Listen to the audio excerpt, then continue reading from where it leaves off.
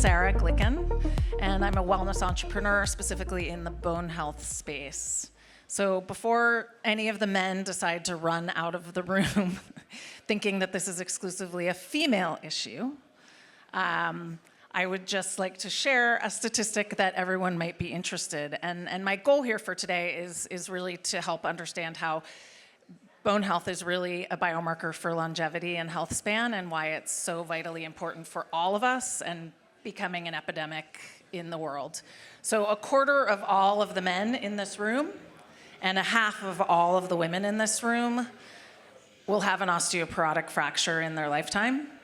And men are more likely to die of an osteoporotic fracture than women are. So it's quite an important topic to touch on.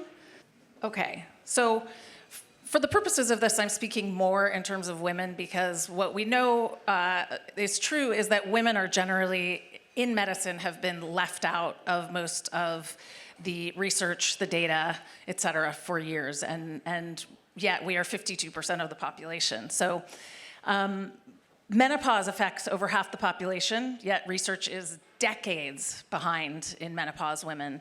In menopause medicine. In fact, only 3% of health studies up until the 90s even brought women into them. Okay, think about that. So all the studies that were done in the world were done on men, and was just thought that women were small versions of men, which obviously doesn't make any sense. And 80% of osteoporosis cases are women, yet most go undiagnosed, because in this country, we are not given a DEXA scan until we are age 65, at which point, most likely, if we are to have osteoporosis, we already have full-blown osteoporosis and have lost a significant portion of our bone density. And yet, only 5% of OBGYNs are trained in menopause medicine. These are all cited statistics. 5% of women, of OBGYNs, are trained in menopause medicine. And this all started with a huge problem in the biggest study that was ever done on women, called the Women's Health Initiative, which came out in the 80s. And as Peter Attia calls it, it was one of the greatest public health failures of our time, because it misled care for women, and the majority of the population that were doing bioidentical hormone replacement therapy stopped overnight. And we saw an huge increase in bone density issues after that, and a lot of fear around the idea of taking hormones. So what we do know, as I stated, was 1 in 4 men and 1 in 2 women will break a bone due to osteoporosis. And 20% of all women who break a hip die within a year, and it's more like 30% for men. Every year, hip fractures kill as many women as the 5 leading gynecologic cancers combined. So it's a massive, massive issue. And most women aren't screened until 65, as I said. So what we need to start doing, as we've been hearing some people talking about diagnostics, what we measure, we need to start noticing at an earlier age when we need to start looking at this as a major issue, and then diagnosing it and treating it, because this is a curable disease, but that we leave it until it's at a point where we can't no longer do anything about it.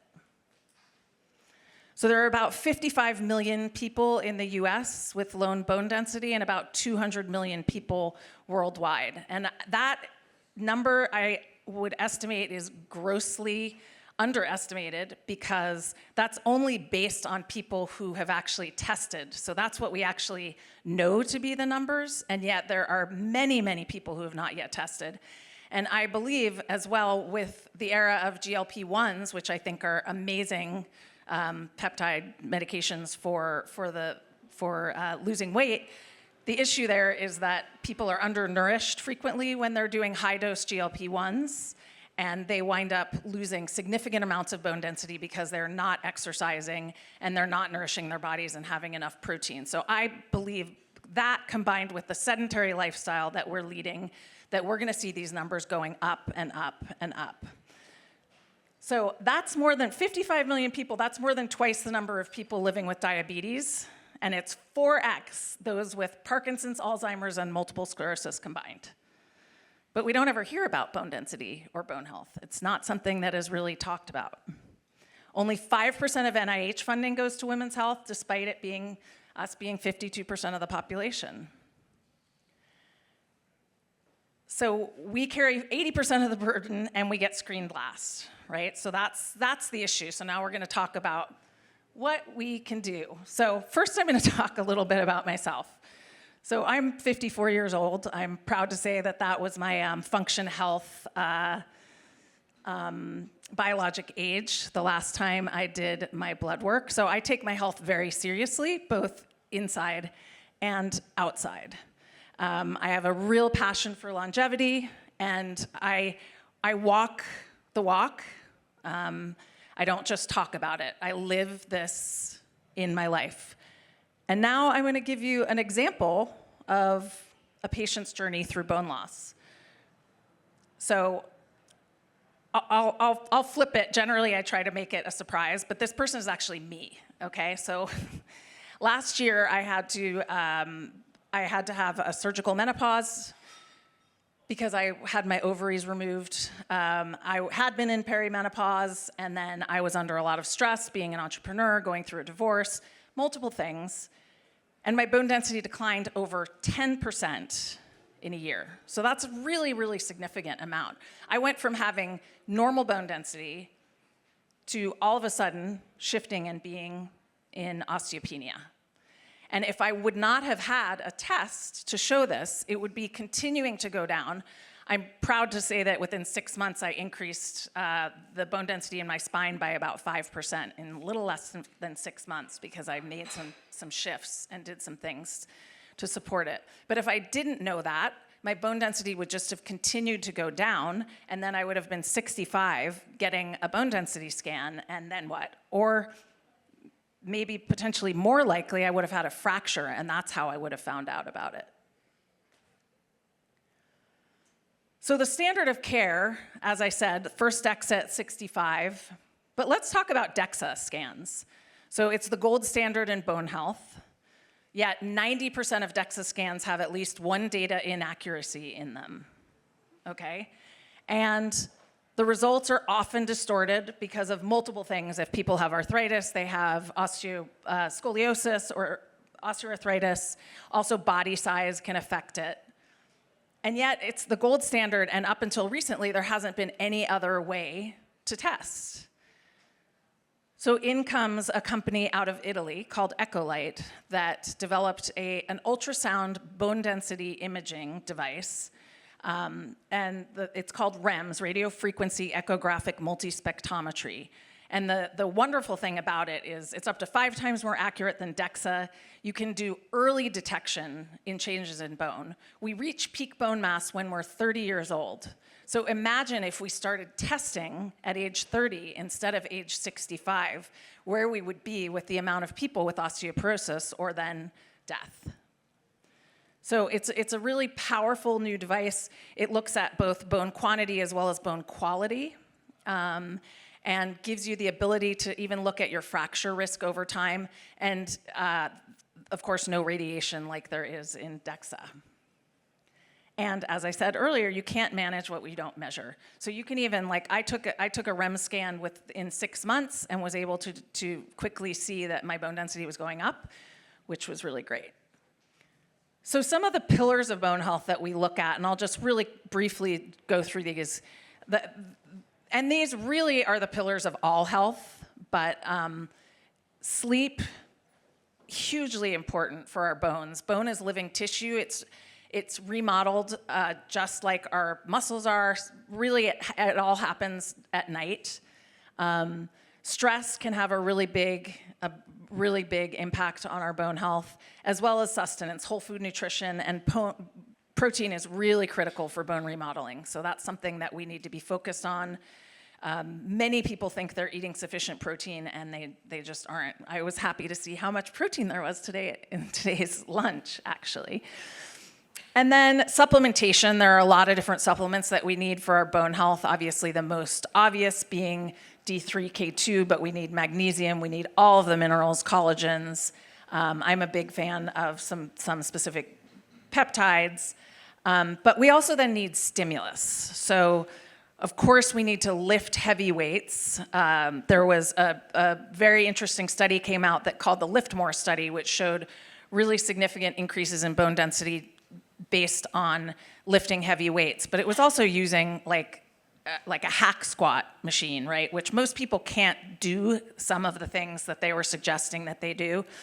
So there are some other really interesting technologies out there, like osteogenic loading, which there are a few different companies that do that, which is actually end-to-end compression of the bones, which trigger osteogenesis to help build bone density. But it's a once-a-week modality because it's literally a trigger event, and it starts bone formation in the body, and very, very low risk of injury, and it's not needing to be working out multiple days a week to do it. So why does this all matter, right? So we know that traditional care waits for a fracture, so I would call that sick care, not health care. We also know that, as I said, that bone health is a biomarker for longevity. If we do not have our physical longevity, I would argue, what do we have?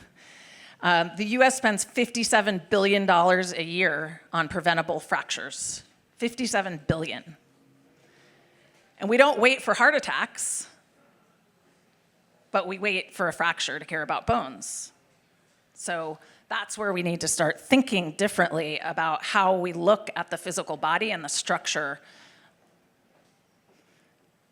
Women actually make about 80% of healthcare decisions and influence about $500 billion in spending. And yet, less than 2% of research funding goes to women's health. And we spend $15 billion more every year treating fragility fractures in women than, sorry, that should say in men than in, no, it is in women than in men. So $15 billion more. So really, we want to be thinking about what we can start doing now. Without skeletal strength, we lose mobility, we lose flexibility, we lose our independence, ultimately. A strong frame, I would argue, supports everything else, every other organ systems in our body. And if we want to extend our life, we have to really, really protect the infrastructure of our body, which is our skeletal system. So in terms of next steps, what we all can do for our own bodies is start measuring now. I would encourage everyone in this room to go out and get a REMS scan. Full disclosure, I own a company that does REMS bone imaging, so I should have said that beforehand. But start now. Don't wait until your doctor suggests it. Start now. You know, make sure you're getting enough protein. We're doing resistance training. You're doing all of the things, and get your hormones checked. Make sure both women and men. There is actually growing research showing that testosterone in men supports bone health, as well as estrogen in women. So it's really, really important that we all start looking at this. The earlier, the better. As I said, we reach peak bone mass at age 30, and from there it starts, we lose 1% to 2% a year after that. So really very important. And that basically is it. So thank you very much. If anybody is interested in learning more about bone health, you can follow me as well as my company. I have a company called Precision Bone Imaging and the Bone Health Blueprint, which focuses on all things bones. And it looks like there's a quick question. Sure.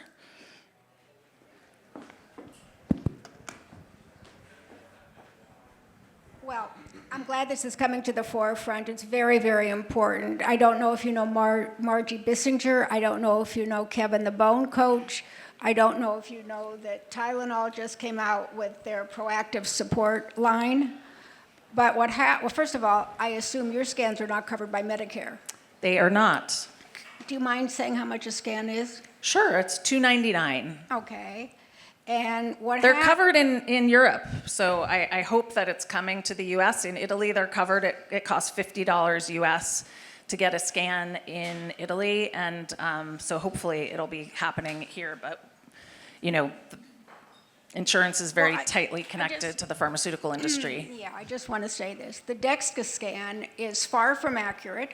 If you've had a hip replacement or anything else, it does not check your thoracic spine. Do you check that? No, it checks same areas that DEXA checks. So we're looking at the lumbar spine, L1 through 4, as well as both hips. And what if a person has 2 hip replacements? Then there's no bone there, so you can't check the hips. So then we would just do the spine. But you could eventually test the thoracic spine, correct? If that, it's not currently built into the software to be able to test the thoracic. The software is set up so that you would actually get an invalid scan if you scan an area that's not supported by it. But in theory, you certainly could test the thoracic spine. From what I understand, that the DEXA machine can do thoracic, but none of the hospitals or whatever it is has gotten that software.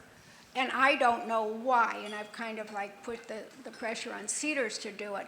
There's a marvelous lady, if you want to check her out. Do you know Sarah Meeks? Yes. Okay, well, Sarah is really big on that. Anyway, thank you very much. Yes. I really appreciate it. Last question. Thanks so much. Hey, great presentation and bringing up an important point there. Just FYI, Hologic had a heel ultrasound about 20 years back. I did a huge research study then to look at the positive predictive value and the negative predictive value of that, comparing it with DEXA.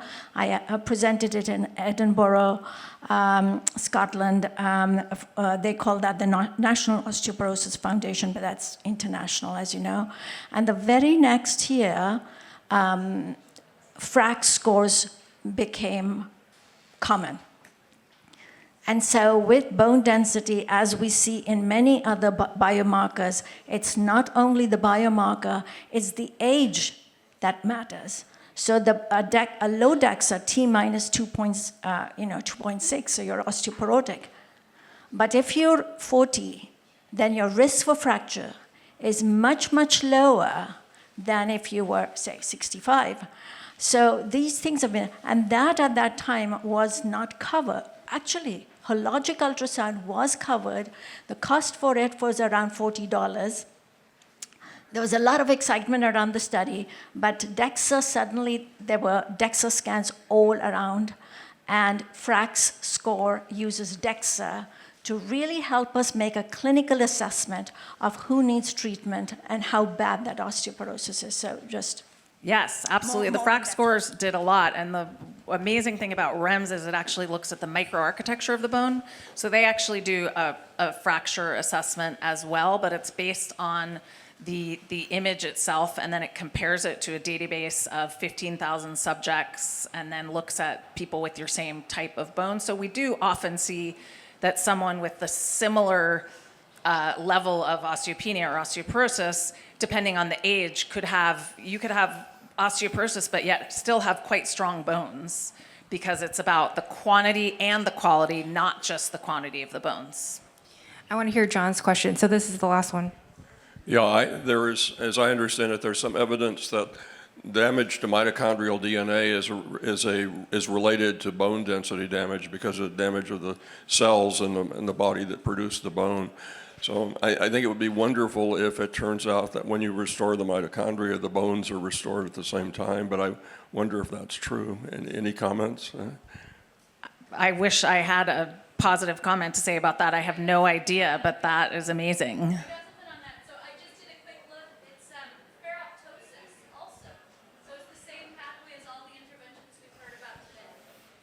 Great. What Amazing. a great note to end on. All right. Thank you so much. Thank you, Sarah.